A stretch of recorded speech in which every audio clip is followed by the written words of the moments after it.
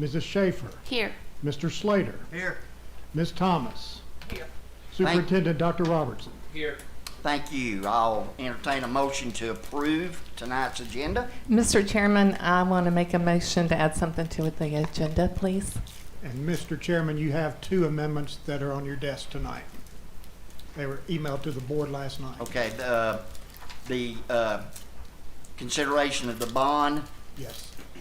for capital project, yes, that is here on our agenda. It's in red. It needs to be amended onto the agenda. Okay, all right, and then you say you have something else you want to Yeah, add. a motion to add XED staffing and placement discussion to agenda 7C. I'll second that. So to add that is as just a discussion Yes. under Consideration. Under Seven. 7C under board matters. Yeah, she's saying make board it, matters. make Okay. it number C. Restate it again.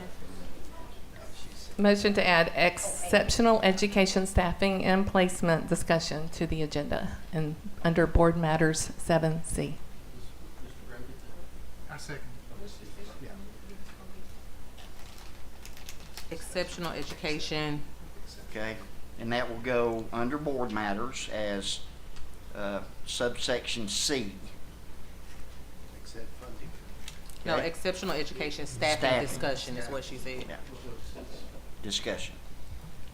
Mr. Chairman, just for my housekeeping, what I have here, and I want to be sure that Mr. Steve is on the same page with me, I have a motion to amend the agenda by Ms. Felice to add the 2 items in red plus per item about XED staffing under item Roman numeral 7C, seconded by Mr. Slater. That's what's on the floor right now. Okay, so roll call, Mr. Steve. Mrs. Black. Yes. Mr. Connor. Yes. Mr. Doherty. Yes. Mr. Groan. Yep. Mrs. Haddon. Yes. Mrs. Jones. Yes. Mr. Keene. Yes. Mrs. Schaefer. Yes. Mr. Slater. Yes. Ms. Thomas. Chairman Smith. Yes. No executive session, so we'll ask Principal Lindsay Hagan to come up, please.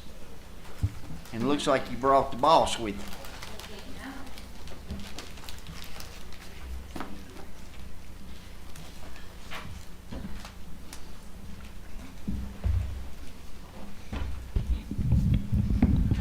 Good evening. To start, I'd like to thank you so much for your leadership and service to Hamilton County and for allowing us to join you this evening. Please stand with me for the pledge to the flag. I pledge allegiance to the flag of the United States of America and to the republic for which it stands, one nation, under God, indivisible, for liberty and justice for all. My name is Lindsay Hagan, and I'm the proud principal of Red Bank Elementary. I'm also the proud mother of a Hamilton County third grader, Hudson, who I'm happy to have with me this evening. The mission of Red Bank Elementary is to ensure that all students learn through the provision of high-quality instruction and a positive culture where educators model and develop leadership, innovation, ownership, and never give up grit. We boast our collaborative culture and innovative resources as an innovative and award-winning STEM designation school with a leading e-lab, forest program, culinary arts lab, and garden. I think what really sets us apart is our collective commitment and intentional focus on growing all students as learners, leaders, and innovators in our community school, for they really are the future. And so what better voice to hear tonight than a student's? Hello, my name is Hudson. I am a third grader at Red Bank Elementary, and my favorite thing about school is my teacher. She greets me at the door every morning. She makes learning fun, and she makes sure we are prepared for 4th grade. We have already mastered division. We are learning about European explorers. I also love being a part of clubs. I'm in student leadership, Lego robotics bike club, and I am starting chess club next week. Every school day since I was a kindergartner, I say the Lion Pledge to start my day.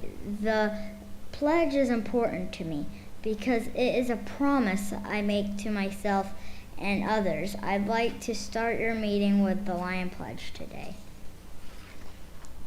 Today and every day, I will be a leader who makes great choices even when no one is watching. I will exercise innovation because I am a problem solver. I will take ownership of my choices. I control what I think, say, and do. I will never give up. I can do hard things. We are Red Bank Lions. Hear us roar.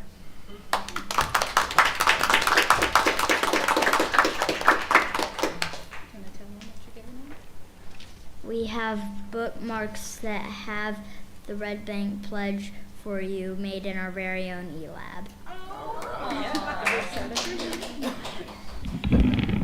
As Hudson hands these out, I'd like to just speak with you just for a moment.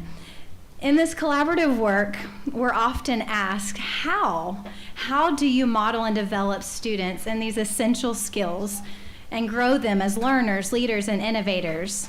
And while the work is really complex, I believe that the heart is creating conditions where students can try, where they can learn, where they can fail, then learn from those mistakes, persevere, collaborate, and ultimately thrive.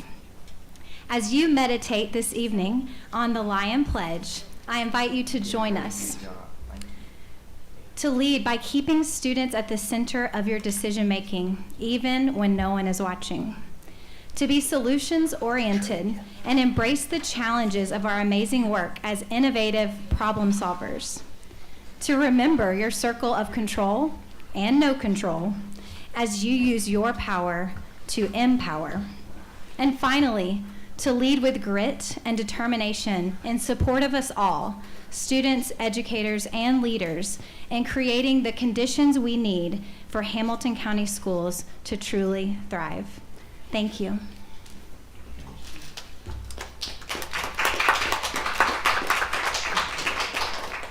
Ms. Hagan, thank you. Thank you for your work and your entire team over there at the foot of that mountain. And I don't know how, Hudson, you got to be so smart in just the 4th grade. I don't know how you did that.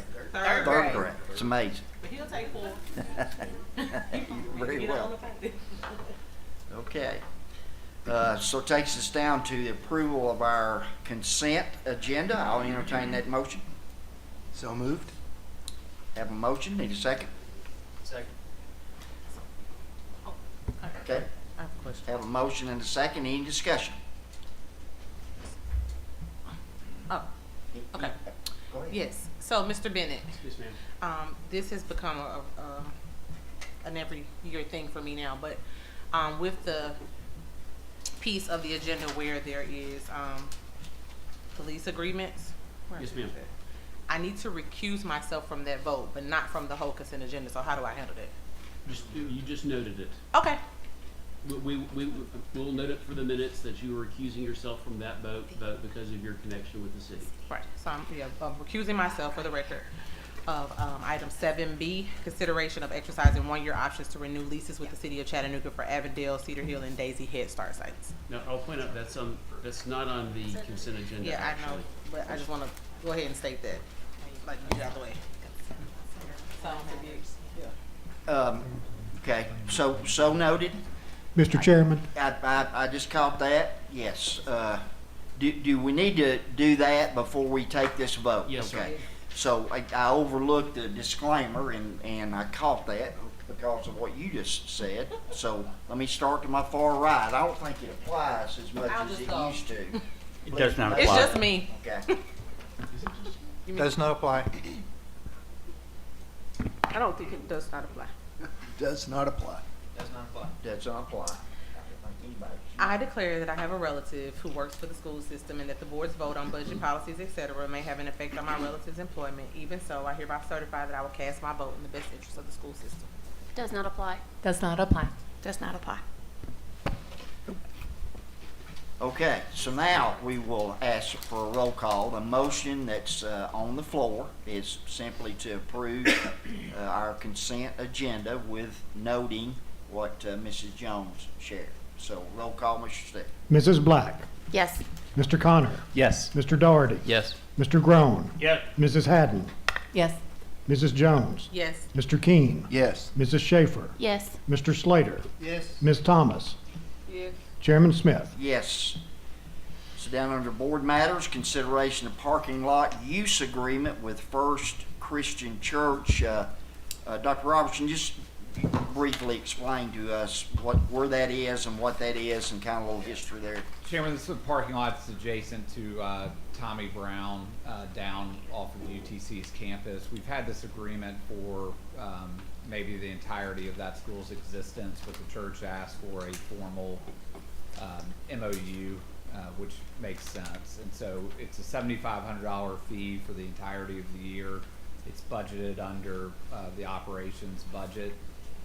We're just asking for approval of the agreement that the church requested. Okay? So I'll entertain a motion to approve. So moved. Second? No lights? Caritza, your light's on. I guess that's an old light, okay? Any discussion? Roll call? Mrs. Black, Yes. Mr. Connor, Yes. Mr. Doherty, Yes. Mr. Groan, Yes. Mrs. Haddon, Yes. Mrs. Jones, Yes. Mr. Keene, Yes. Mrs. Schaefer, Yes. Mr. Slater, Yes. Ms. Thomas, Yes. Chairman Smith. Yes. Consideration of bond-funded capital projects and fiscal year 25 budget amendment. And I'm gonna, hopefully not out of order here, but I'm gonna give Mr. Connor the honor of maybe making the move to approve this. Thank you. This is really awesome because it's I had the opportunity to go to the ribbon cutting for CCA's gymnasium, for their auditorium for the new parts that they've got set up with a new video screen that came through from some ARPA funds. And it was a really impressive setting because they, with the kids, through their services, through the things that we have at their school, they were able to create an incredible video asking for donations to help fix their chairs. And in the video, the young lady in it trips over the chairs because they're in a bad way, then goes to sit down and there's a terrible creaking sound in the middle of it. And it ends with a beautiful, we need new chairs. And it's just a really awesome outreach from the kids asking for help at their school and talking about how much their school means to them. So with this funding, they'll be able to facilitate that among a multitude of other things. So I make a motion to approve. Thank you, Chair. Okay, get a motion, need a second? Second? No lights, any discussion, question? I will say that Miss Jill she's quite the politician. What? She really is. Not I was like, not me. Dr. Levine. It happens a lot. Okay. She has her moments, most all of them. Okay, what an awesome job. I think everybody's excited about this, okay? So roll call, Mr. Steve? Mrs. Black, Yes. Mr. Connor, Yes. Mr. Doherty, Yes. Mr. Groan, Yes. Mrs. Haddon, Yes. Mrs. Jones, Yes. Mr. Keene, Yes. Mrs. Schaefer, Yes. Mr. Slater, Yes. Ms. Thomas, Yeah. Yes. Chairman Smith. Yes. Okay. Consideration of North River Elementary architect selection. Do you want to speak to that, or Dr. Sharp? Justin Wood's here. I don't know if you've got questions. Justin's probably the appropriate one. This is basically the recommendation coming from the committee that sent these three architects, the mayor and myself. We sent the recommendation back to them of Franklin Architects to design the DuPont Elementary site. And so this is requesting y'all's approval for Franklin Architects to be the architect in charge of DuPont. Okay. Of the DuPont site. And also just to add to that, I will bring, this will open us up to negotiate a contract, and I'll bring that contract back, hopefully next month. Okay, so tonight, all we're doing is approving the architect. We're not approving a contract or anything beyond that. So I'll entertain a motion to approve, and then we'll get to discussion and questions, so stay where you're at. So I need a motion to approve. So moved. Second. Need a second motion and a second. Now, any questions regarding the architect that's been chosen? Just visit that for just a second, who's been chosen. The architect is Franklin Architects, Franklin Architecture. So we've used them in the past, several projects, very well-known architect off of Market Street. So feel comfortable with the selection, and they've done plenty of schoolwork. Okay?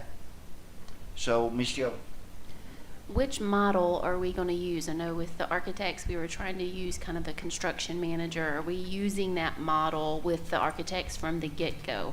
So on this particular contract, it was a new build. To expedite the process, we're going to go with our traditional MOU that's in place, which is a design bid build. so not a CMAR. Correct. So how are we going to make sure we don't have a Tyner Mahal again? Jody. Over budget without a CMAR? That's my question. You can't stop that, Jody, though. That's just with times and costs. But So I would just say that, again, compared to Tyner, this is an elementary school.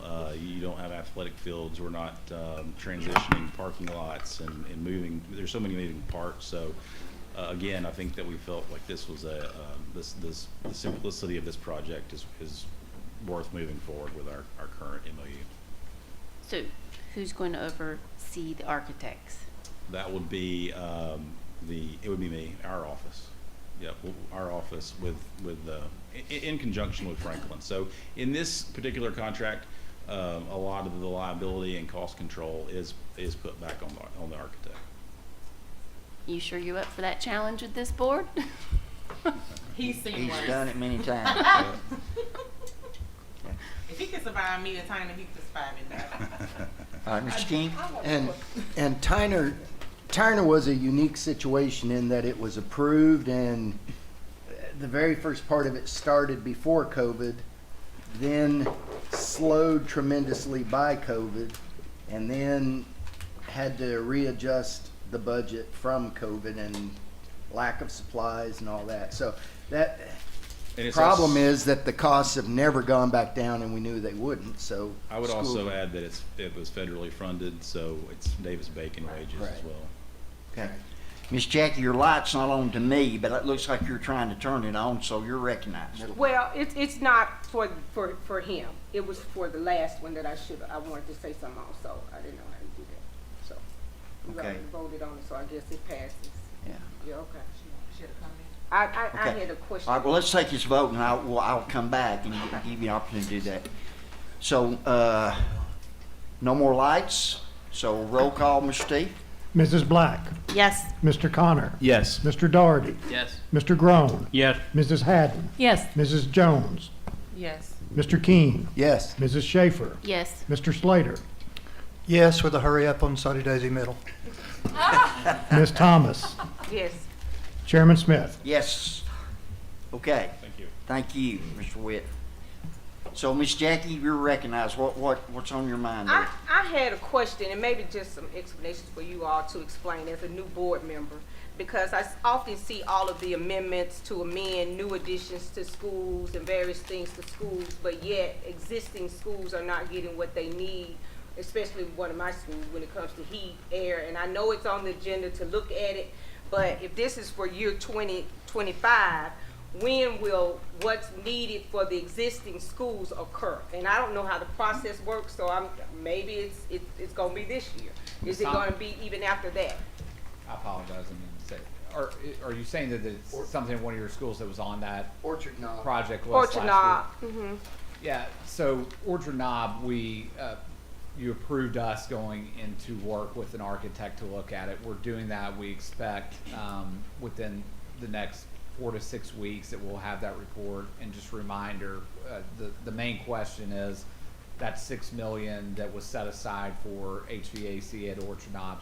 We just want to make sure that that building, is going to be usable for the foreseeable future before we invest that much money. So I wouldn't think that it would take, much longer. Looking back at Mr. Witt, I would say 4 to 6 weeks on that project. Oh, all right, thank you. Yes, ma'am. So, and I hear you. And we're doing everything we can to, you're getting a lot of complaints about heat and air in that building. And a Okay. burger. And a door part, not, let's be clear, the Orchard Knob is, I'm not saying that obviously we're doing it because it's going off and on. That project though is not an immediate. The issue that we've had the last couple of days that's more immediate is Central, right? But we put a ton of chillers, HVAC units in that 31 million that we're gonna start doing right now, and the ones that were the most needed, are the ones getting addressed. Now, I wanna be clear, like next week, it's going to be very cold. And a lot of these units, even the newer ones in these big buildings, we can expect that there's going to be an issue, which our team will respond to quickly. But the ones that we approved last month in that 31 million are the most, what I would say, desperate needs across the county. Okay. Okay, that takes us down to consideration of exercising, excuse me, one-year options to renew leases with the city of Chattanooga. And I think this is what Ms. Jones was speaking to just a minute ago, one of those items. Mr. Chairman, you missed the add-on, Felice's add-on. We're not there I'm yet. not there. Okay. We're not there. Joe, you go to Hampton County School. C comes up for Eastridge. It's okay. I used to, for 25 years, I was a white hat on the football field. And I used to always tell my crew, don't let me mess up. Don't let me mess up. So if I'm about to do something to mess up, stop me. But if you think I might be going to mess up, let me go. So, so I think I'm good. So I entertain a motion for that one-year option. So moved. Got a motion, need a second? Second. Any discussion? I have no lights, roll call. Mrs. Black, Yes. Mr. Connor, Yes. Mr. Doherty, Yes. Mr. Groan, Yes. Mrs. Haddon, Yes. Mrs. Jones, Abstain. Mr. Keene, Yes. Mrs. Schaefer, Yes. Mr. Slater, Yes. Ms. Thomas, Yes. Chairman Smith. Yes. There are 10 in favor with one abstention, Mr. Chairman. Thank you. It takes us down to item C, discussion, exceptional ed staffing discussion. So, Ms. Felice, Yes. you go ahead, start us Okay. off. Yeah, I've just been made aware of some situations in our system. There are teachers and support staff, and I'm thinking just mainly middle to high school levels, and who do not feel safe at school because of some of the actions of students with mainly students with disabilities, and quite a few on-the-job injury reports as a result of the injuries, ongoing situations, and it's putting our staff and students, some of these students in situations in dangerous and difficult situations. So there are, and I also have been hearing that there are some staff and teachers who want to leave because of these situations. I'm not saying it's pervasive, I know there's a lot of great things with our school system. I'm not trying to attack or criticize anyone. I just know there's a particular situation in this area. It seems that, in my opinion, that we need a location, a different placement for students who have some of these disabilities, and where they can be themselves better served in an environment tailored to their specific situations, and to relieve the stress of some of the teachers and staff who feel like they are unable to contain students who are much bigger and stronger and have a record, you know, of on the job injuries and all. And I would like to propose that we consider a new placement somewhere in our system, because I don't know if we have a placement appropriate for these students at this time. And I feel like our system's large enough with enough facilities that we could make it work, because I don't think it's a large number of students. And I know, you know, we need to educate them and make it in their least restrictive environment, so they are getting what they need as well, so that they are well served, and so the parents are feel comfortable with this new placement too. I know it's a lot to ask, but I also feel like some of these extreme that I've been told, injuries and situations with students, I think it's something that needs to be dealt with pretty quickly, and not left till next year, or you know, because someone else could get injured more severely than some of these other support staff and teachers have already. So I'm just asking for maybe a report or an looking into the possibility of this, so we can better serve, you know, our community. I just want to make sure, like, we've got to be really careful here. I'm right? trying to be very careful. I can tell, because you've done this, right? So I can tell you're trying to be careful. I just want to make sure that we're talking about staffing model, that we're not talking about individual placements or anything like that. You mentioned it, that IEP teams make those decisions, right? So that's why I'm looking at you funny. Sure. I didn't notice it was unusually funny. So thank you. But to your point, though, Dr. Robertson, yes, IEP teams make individual decisions, and I heard one thing that you said, Ms. Haddon, that you know, maybe we can't wait. Certainly, every IEP team, we use the phrase the sovereignty of the IEP team. The IEP team gets to make a decision based upon what an individual child needs. And so if a team decides next week, you know what, we think that the child's needs have changed, we need to change placement, they can do that, subject to the obvious constraint of what our options that are currently available. And so I'll comment on that in just a quick second. But if the team doesn't choose to change the placement, then that child remains in that then existing placement through the end of the year. So if the team feels like there's a need to change, then obviously the team is free to change. But but otherwise, the IEP cycle works its ordinary course. To your point about options, I think that certainly it's always healthy for the SPED department to take a look at what we call, and you'll know this term, the continuum of services.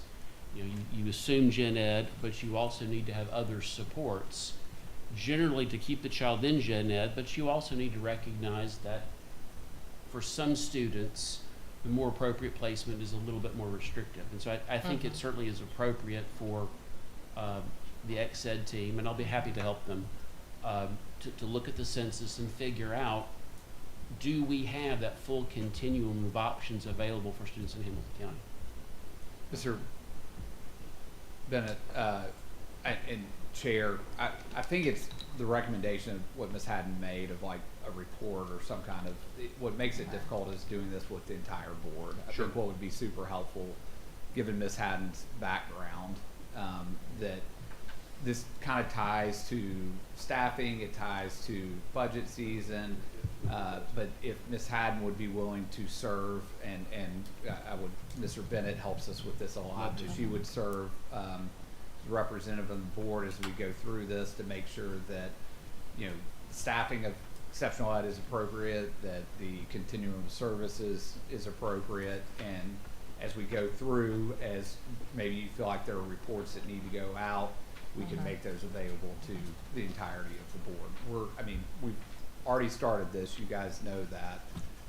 But there's still a lot of work to be done, and so if we start that process now, I think it's really good timing leading into Mr. Doherty's budget season and sessions that it would kind of line up well.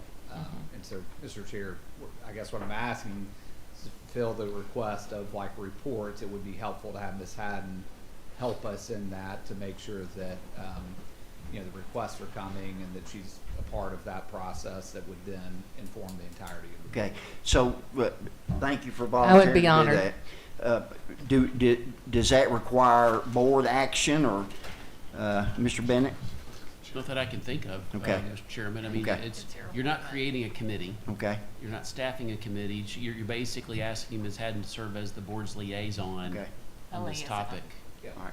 And Okay. quite frankly, And so as as the chair, I have the liberty to do that. yes, sir. So thank you for. And I can think volunteering to do of a handful of people in the XED office at the state level I'm going to turn you loose on. I'm very passionate, you know, having been a special education teacher for years in our system. And we already had a Right. brief discussion and talked about. I think it'll just be helpful so that as we're going through, obviously, your experience will be helpful in that, but to help us see, like, this is something that maybe, or for board members to go to you and say, before we get too far, let's see a report on the business rules of the staffing model for XED. And then you could help us work through that. Okay, that's awesome. Okay, Ms. Shea? As to staffing, I want to discuss what Ms. Marlene Wolf said at Westview. We have one full-time RTI facilitator for 43 students. And I know that those students are not being serviced since November because RTI facilitator, we have one part-time that is staffed by the PTO, but she's out of hours. These students are not being serviced right now. The RTI facilitators are being put on, I know just this week, doing benchmarks for the K through 2. So we have a problem at Westview with not servicing these students this semester. How can we fix it this semester? Yeah, so Westview, and you and I have spoken about this, and we've got a plan of getting additional support. There are a couple things going on at Westview, right? There have been a couple of leaves of absence, and there was a teacher that took another position at the school early. We're working through that, and I think you've got that information of how we staff. I'll let Dr. Stewart speak to more generally what we're talking about with RTI, because there's a little bit of a difference, I think, in the specific issues at Westview versus saying that there's an issue with RTI across the district. Does that make sense? I don't know about across the district, but I know right now at Westview. I think what I would say first is to back us up to move us forward. When the state mandated the RTI occur in Tier 2 and Tier 3, that was an unfunded mandate, and when that rolled out, no schools had RTI facilitators and no schools had interventionists. And so I say that to say there was a time where we were able to service our Tier 2 and Tier 3 schools within the staff that was already in the schools and make that work through scheduling. And so, and some, like most of our teachers still teach Tier 2, those kind of things. So what I would say is at Westview, without knowing what exactly is happening and where the staffing, how she's being used with the 43, the school should be able to provide other mechanisms for intervention within their model. I've had a conversation about one particular staff member that I think could help, but I don't know what the decision was made in that space. So I'm happy to follow up on that, but it's not as static as only the RTI facilitators, provide the supports. It can be provided any number of ways to our Tier 3 students. Can you follow up with that with Westview, please? Yes. So we can make sure they're being serviced. Yep. Okay, thank you. Okay, no more lights. Any other discussion? Okay, takes us down to information only, I think. Mr. Chair, could we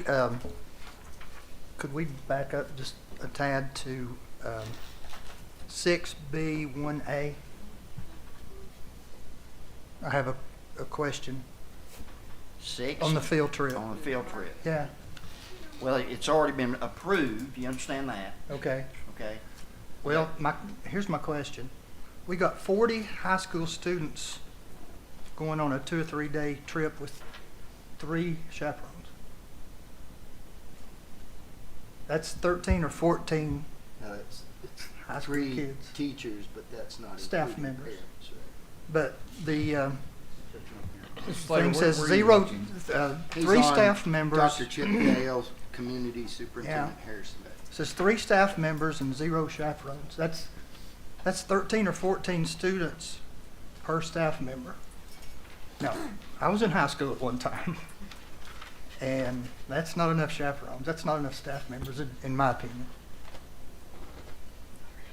I know it's been approved, but But our parents are going as well, correct? it says total chaperones 0. Yeah, Mr. Slater, let me I'll follow up and get some information. So to be clear on what's put on chaperones, those are people that have been fingerprinted, that have gone through all the processes. Doesn't mean that, a parent of one of these students is not going for that student. So there might be some additional adults. I'll also, this one's a little bit different in that it looks like it's the youth in government in Nashville, which you've got a group of 40 kids with 3 adults, but it's in a contained space. We've got probably 6 other schools going, but let me just, before we go too deep into it, I'll check with CSLA tomorrow and see what other adults are going. Typically, depending on where it's going. Now, I know this wouldn't hold true if you're going to Disney World, but if you're going to a self-contained place and it's within 1 to 15, that usually is a reasonable number. But let me just check and get some more information on it for you. Thank you. Okay. Events and announcements. The 20th, of course, next Monday, MLK Day. The 17th, President's Day. Our next board meeting's the 20th, and we added 2 or 3 dates tonight. So, Steve, help me with those dates. I think I wrote them down somewhere. I know March 4th and February 24th. February 24th is facilities. Mr. Chair. Wait just a minute. Steve, did you write all those down? Yes. Okay, let's let Steve shoot them out to us. February 24th at 4:30, Facilities Committee meeting. There will be a Finance Committee meeting at a date to be set in February. March 4th, 5:30, Policy Committee. And then I believe Mr. Connor had January 23rd. What happens on January 23rd? So please, as the chair. January 23rd is the Future Fund opens at midnight, January 23rd. You can follow the link you'll find at ChattanoogaFutureFund.org, all spelled out, and it'll all be there. That is the $150 of seed money, so that hopefully our youth can use that to grow it into something that can be useful to change their lives for the better and our community for the better. And I think actually the launch is that same day, that morning, am I correct, at 10 a.m. at Red Bank Middle School. Okay, was there any other dates? No, Mr. Chair, but I want to make a comment. Okay, go ahead, Mr. Cron. I'm going to request that the board, if they, members of the board that have not already looked at our request approval of a First Amendment to Student Transportation Management. So this is the first of the contracts that we're going to have, and Dr. Sharp probably knows more about this than you'd like to. We've been able to get that contract set with a 3.5% increase in transportation costs over the remaining life of this contract or new contract. I can tell the board, take a look at this. It's 31 pages and a 3.5% increase. I don't believe it's going to fly for our other contractors. So just giving the board a warning in a possible tight budget year. And when we talk about budgets, Mr. Connor, I would like to float a consideration of a test program for monitors on our buses. Because, yeah, that's going to be a budget issue, probably. Ben Doherty. Ben, I'm sorry. I saw the questions look. I was like, but anyway. same strong name, but different, yeah, different same chair. strong name, Ben. I should have just said Ben. I've been looking at a few other school districts around the nation. Had a conversation with an administrator in Florida, Lee County, Florida, and they have monitors on all their buses. I mean, if we're truly talking about student safety, I think that we need to consider at least a test program. So just throwing that out, get it on your, you know, on your mind. Mr. Groen, I just want to make sure that we're all on the same page. I see some confused looks. What was on the agenda tonight is not what Mr. Groen's talking about, the big contract, right? And so I saw some of you looking, just making sure we get that. Obviously, we're going through negotiations right now with independent contractors and employee drivers. First Students is set. What was on the approved agenda tonight was something completely outside of that big contract. Yeah. And just like to be clear, we've got about 105 monitors on buses across. That's what I thought. I was so confused. I know they ain't on all of them, but trust me, after November They need to be on 16th. all of them. 105 is what percent? There's 222. Brandon's sitting back here. He needs to answer. You didn't think you were going to get out of this whole meeting without talking, did you, Ben? So close. I meet with him next week anyway. We've got as of today, and it changes. Caritza knows it changes a lot. And Joe, we have 98 monitors on First Student buses today. 5 monitors that we move around on independent drivers' routes. So we have monitors. First Student is our contractors are covering. Sorry, I wasn't planning on coming up here. First Student is covering 68 sped routes as of now. As of today, all of those routes have monitors. Some of those have nurses as well, and then they have 52 regular bus routes. Handful of monitors depending on who calls in that morning. Handful of monitors on those. And then contractors are covering 122 routes, and we got 5 that move around on those routes. Chair, if you don't mind, while Brandon's here, if you haven't met Brandon Allen, our Director of Transportation, Brandon, the best in the business. Like nobody better than him. Former law enforcement, former bus driver, and just so you know, like earlier this week, Monday, that hard call, Tuesday, the hard call on school.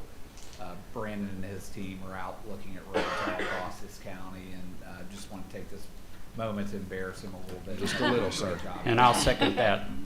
And I want to say this for the new board members too, because Jody and I were having a side conversation. Brandon is always ready, available, and willing to have a conversation with you about a yellow automobile with a whole bunch of wheels and seats at any time. Like I have called Brandon.